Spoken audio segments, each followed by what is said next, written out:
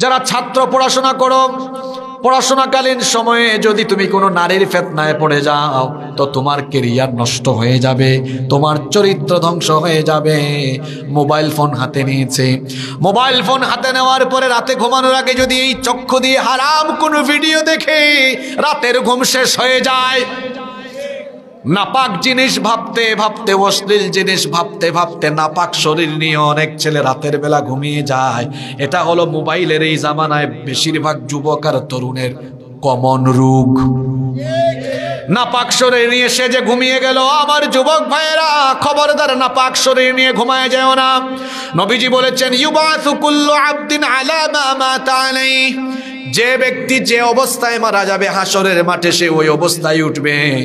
আপনি যে নাপাক অবস্থায় মারা গেলেন, নাপাক অবস্থায় হাসরের মাঠে আপনি উঠবেন।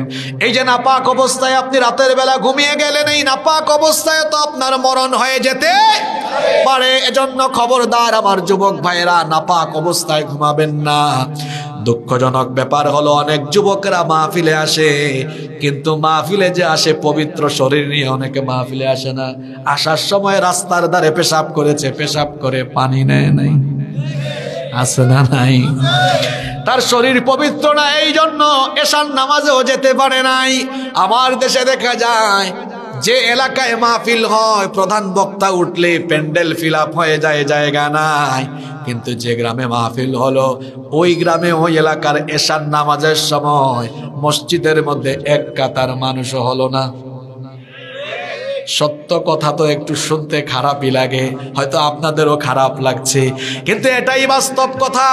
মাহফিলে মানুষ বেশি হওয়া আর মসজিদের জামাতে মানুষ মুসল্লি কম হওয়া, এটা ভালো লক্ষণ না খারাপ লক্ষণ?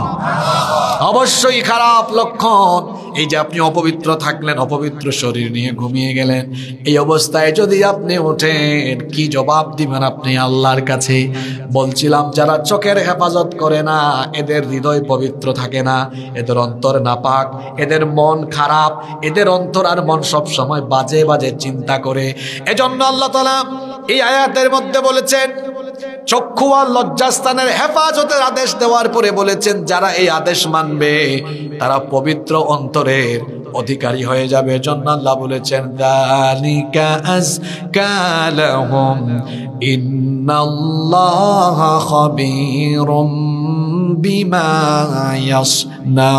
ইয়াসনাউন।